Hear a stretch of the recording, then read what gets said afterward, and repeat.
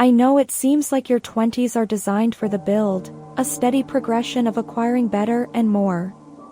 I know it seems like the most important thing in the world is to build a picture of mind's-eye comforts, the ways you have it together, the things the world would look at and approve of, the things you can think about to soothe yourself out of a panic attack. But your 20s are about unlearning too. Stripping away lukewarm loves and work you don't thrive doing and friends you've outgrown and limiting ideas you've been leaning on to guide you. You're making room for your actual life to begin. Most people stumble in their 20s because they've spent their lives anticipating them. They've lived for this point, when happiness can ensue. But the most unhappy people are often the ones with the pretty nice apartments and the decent amount of friends and the good enough job, in fields they're at least somewhat interested in, because they've spent their lives building ideas rather than learning how to feel. Your 20s are about undoing as much as they are anything else. Choosing new. Deciding otherwise. Shedding layers that have muddied your idea of who you think you are.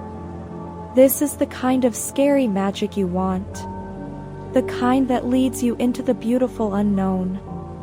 You are becoming the person you are going to be for the rest of your life. How genuinely are you going to live?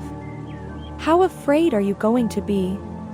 For how many more years are you going to let your demons conquer you? You are only in your 20s. It is not too late to start over. In fact, I hope you start over all the time. Not by burning bridges or ditching town or closing yourself to what you have, but by no longer fearing what you don't. I hope you spend your free afternoons working on the skills you need to have the job you want someday. I hope you accept that you're not supposed to look the way you did in high school, or really want the same things. I hope you ask yourself, what do I want now, every time it occurs to you to do so. I hope you learn that there is only one way to guide your life, and it is by consistently focusing on the next right step.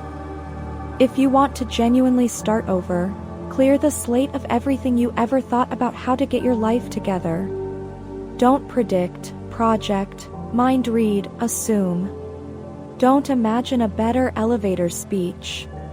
Don't only think of what it makes sense to do.